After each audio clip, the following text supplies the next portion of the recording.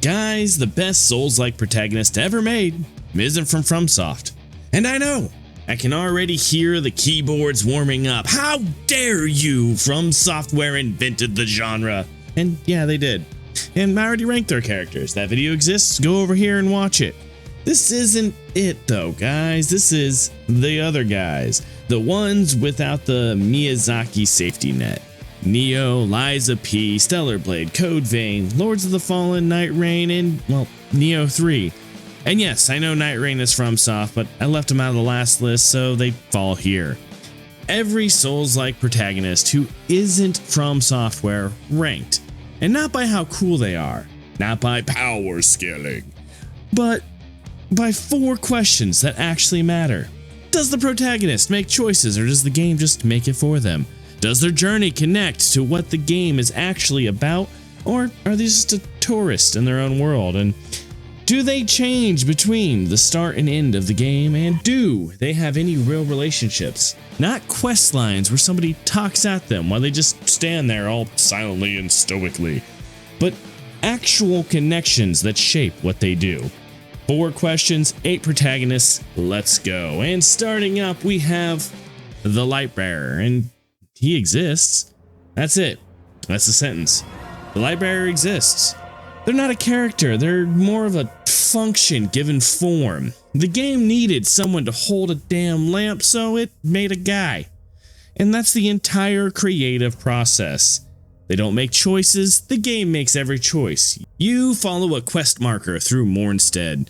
You kill what the quest marker says to kill, and let's face it guys, that's not agency, that's a to-do list. That's like grocery shopping with extra steps. And yeah, the umbral lamp and the duality of life and death are a cool theme, but the Lampbearer doesn't engage with it. They use the lamp like it's a flashlight, and they don't grapple with it. There's no teaching the character anything important. They are essentially there to change the battery on the damn thing. Start of the game, you're a guy with a lamp. End of the game, you're a guy with a lamp. Same blank stare, same silence, same guy. Idra talks at you, Mulhall talks at you, and you just stand there. And then you leave. And this is the equivalent of a TED Talk with an audience that can't leave. The Lampbearer fails everything this list is ranking on. And don't come at me talking about rage bait or hot takes, because it's just the truth, guys. So number 8 is the Lampbearer, Lord of the Fallen and Fallen of the Lords. Next is the Revenant from Code Vein, the anime Souls-like. And look, I actually have a soft spot for this game. My friend Noah and I platinumed this, and were very upset when the second one didn't have multiplayer. And as such, I haven't played it, and that's why it's not in this video. It's messy, it's over the top, it has some genuinely good ideas buried under all that edge, but we're here to talk about the protagonist, the Revenant. Your created character has something the Lampbearer doesn't. An actual backstory that ties it to the central conflict. You were a queen slayer, you fought the queen, and that's a real connection to the plot before the game even starts. And Code Vein is about memory. What you remember defines who you are, because of course you're not only a silent protagonist, but you're also an amnesiac. The blood system literally lets you relive other people's memories, and that's a sweet ass thematic hook, and you as the protagonist are connected to that. But here's the thing, you don't grapple with the blood system and what it means.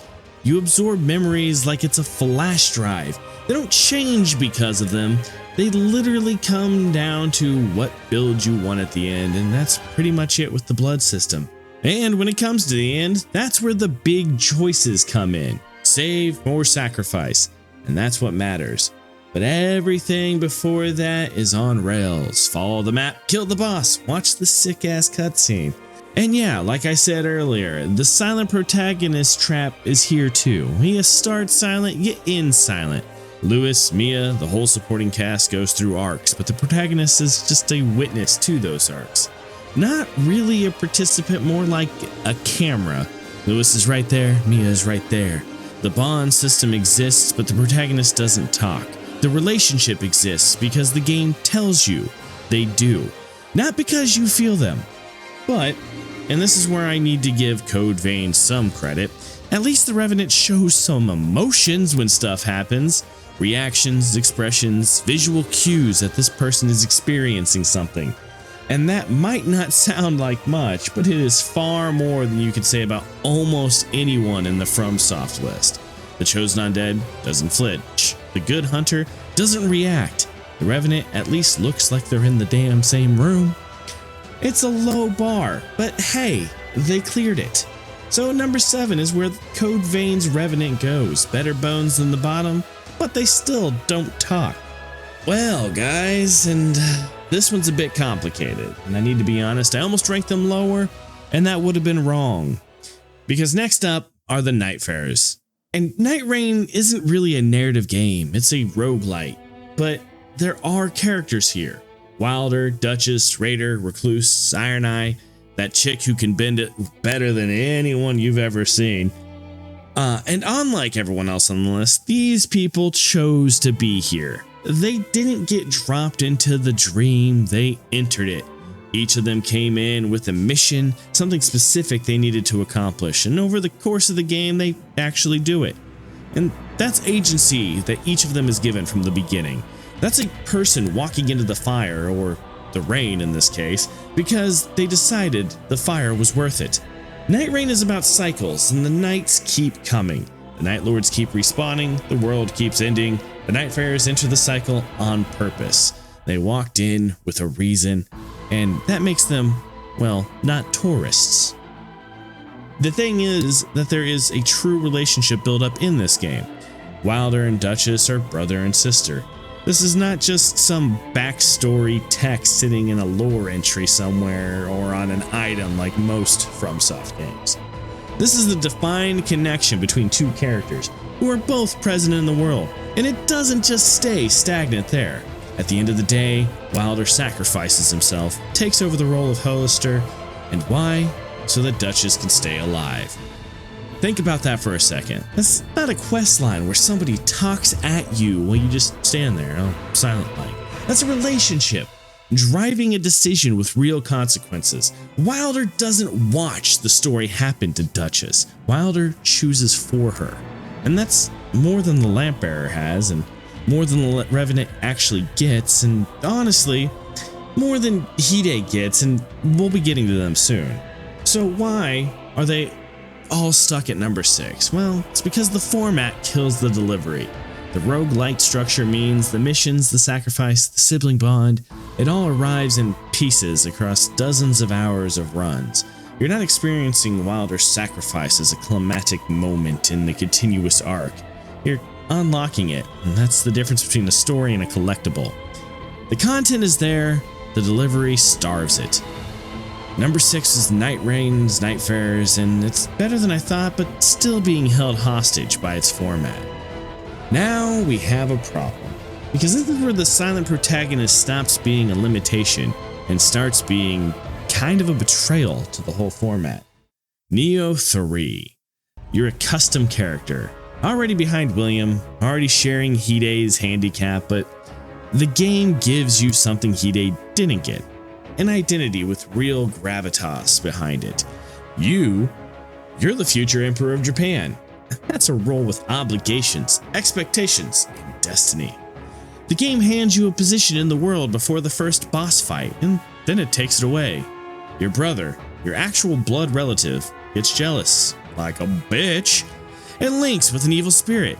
Kicks your ass, throws you through time, and you wake up in the past with absolutely nothing. No throne, no army, no answers, no fucking clue where you're at. Just a question, where does this spirit come from? And it's a really good story, guys. The time travel isn't so much of a gimmick like it is in other stories. It's a mechanic for you understanding the enemy. You go back, you make allies, you trace the spirit to its roots, then you come back to the present, you save your brother, and that's a complete arc. A protagonist with a mission, personal stake, and a journey that transforms them from disposed heir to someone who earned the throne by walking through fire. But here's the thing, and this is the thing. The protagonist doesn't talk. And I can let that go for Hide. I did let it go for Hide. Hide's story is about identity and duality of the yokai shifts, and what it gives them in a mechanical language for that conflict, even though Hide is silent. The silence holds. It's a ceiling, but Nioh 3's story isn't about internal duality. It's about a brother. Your brother is the villain. Your brother is possessed. Your brother tried to kill you, and you, the protagonist, have to save him. How do you do that silently? I'm not asking that rhetorically. I'm asking that literally. The climax of this game is a sibling confrontation. One of them possessed, raging, speaking through the spirit's voice, and the other one is a custom character standing there with no dialogue. The story demands a voice. It built itself around a familial conflict where one party needs to reach the other, and it gave one of them nothing to say. The friends you made in the past, the allies and the connections, those are all real, and you build relationships across the time travel arc. And those relationships are what give you the knowledge and the strength to come back and fight.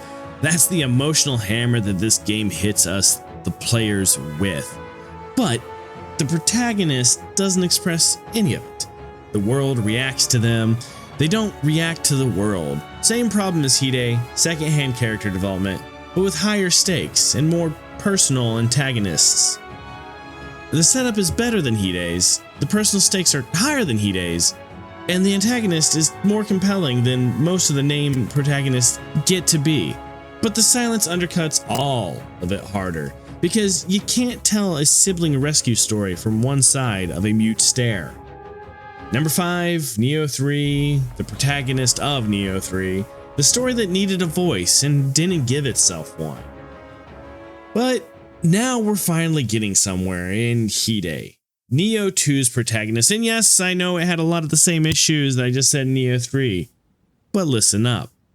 Nioh 2's protagonist is a custom character also, which already puts them at a disadvantage, but Nioh 2 does something smart. It gives Hide an identity before the game starts, a half yokai. They're a Sohaya. They have a place in this world, and that place is the engine of the story. Nioh 2 is about the collision between human and yokai worlds. Hide is that collision, and you're not a tourist. You're the embodiment of the theme, and that's a big deal. After the yokai shift, the fact that Hide can give in to the yokai side, that's not just gameplay feature, that's the character's trait with mechanical weight to the game. The game lets you feel the eternal conflict through the combat system. Hide chooses to fight, chooses to ally with the Sohaya, and that relationship with their yokai nature evolves across the game. The endings reflect different relationships with that identity. That's real change. But, and here's the reoccurring problem, Hide is silent. Custom created. The change is told through the world's reaction to them and not through Hide's own expression. It's second-hand character development. The game says Hide grew and Hide doesn't show that he grew. The relationships are right there. Momoyo, Tokorochiro, Kashin Koji. Wait a second, isn't that the name of a character from Naruto? Anyway, Tokorochi's rise and fall is the emotional spine of the entire game, and Hide is there for it all. But like so many of the games before, Mumio talks at Hide, and Hide nods. Tokichiro descends, Hide watches, and compare that to what I just described with Wilder, a character who makes a choice for someone else, and Hide doesn't really do that. Yes, they sacrifice themselves until William frees them from their prison, but Hide is present for great writing. Hide doesn't participate in it. That's the ceiling of the silent protagonist. You can build the best framework in the world around them. And Nioh 2 has one of the best, but at a certain point, the silence becomes a wall. Hide gets closer to clearing it than anyone below them on this list, but they don't quite clear it. And that's why Hide's number 4, and Nioh 2 is the ceiling of the silent protagonist. Okay, now we have Eve. And no, I'm not going to make the joke you think I'm going to make. This is about the character, not the character model, you know, guys. Anyway, Eve is where this ranking starts getting interesting because she's the first protagonist on this list who unambiguously passes everything. She makes choices, real ones, that have emotional and logical reasons behind them. The Zion decision, the ending where you choose between two fundamentally incompatible versions of what humanity should be, that's not a Paragon Renegade toggle switch, that's a philosophical position. and her journey is the theme. Stellar Blade is about identity and what makes someone human, whether humanity is biological or something else, and Eve is a soldier sent to reclaim Earth for humanity, who discovers she isn't human herself. She's not adjacent to the question, she is the question. She starts as a literal weapon, a deployed asset following orders, executing a mission. She ends as someone who questions the mission, questions her identity, and makes a choice about what she actually values. The person at the end of Stellar Blade is not the person who dropped in at the start. But here's why she's not number one. The change is real, but the execution is a bit too clean. Eve's arc follows a curve that you can predict. Soldier questions orders. Soldier learns empathy. Soldier makes a choice, and well done, it's effective, but it doesn't surprise anyone. What pushes her above everyone below her, though, is the relationships. Adam isn't a quest giver. Adam is a perspective that Eve doesn't have, and engaging with him changes how she thinks. Lily is a connection to the human world Eve is supposedly fighting for. These aren't NPCs talking at a silent protagonist. Eve talks back, she pushes, she disagrees, and she comes around. She's the first person on the list, on both of these lists, who feels like an actual person, which is weird considering what she truly is when she starts the game. So number 3 is Eve from Stellar Blade for being the first real character on the list. You know who else is a real character on this list? William Adams, and he is the cheat code for this ranking, and I'm going to be honest about that. He has a name, a real name, based on a real historical figure. He has a backstory: prisoner, escapee, personal vendetta against Kelly. He has a voice. He has opinions. He has a face that expresses emotion. In a genre where the protagonist is usually a nameless blank slate, William walks in with full character sheet and a grudge.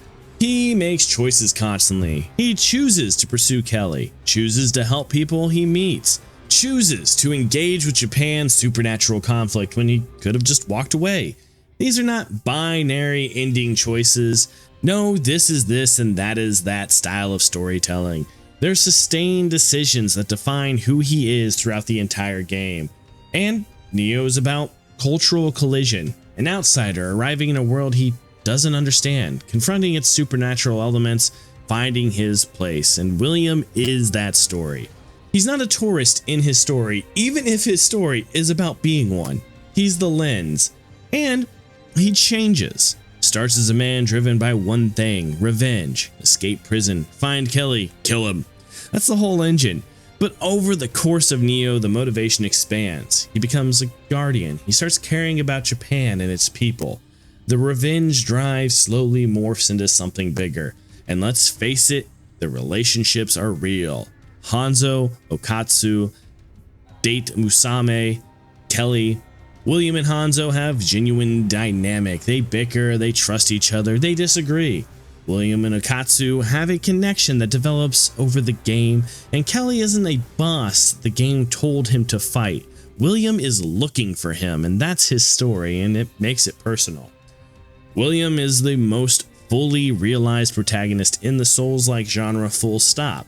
He passes everything with room to spare. The only reason he's not number 1 is because someone else does something more interesting with the same tools. So number 2 is William Adams from Nioh, the gold standard, well, until it wasn't. Then we come to P, the puppet who wanted to be a real boy. And I know, you're rolling your eyes. Oh great, another person stroking it over here to Liza P. But hear me out, because the reason P is number 1 isn't because Liza P is a good game. It's because P is the only protagonist, P for protagonist, on the list where the 4 things we're talking about in this video aren't just present, but they're the entire mechanical and narrative structure of the game. P's entire gameplay loop is choices. The lie system.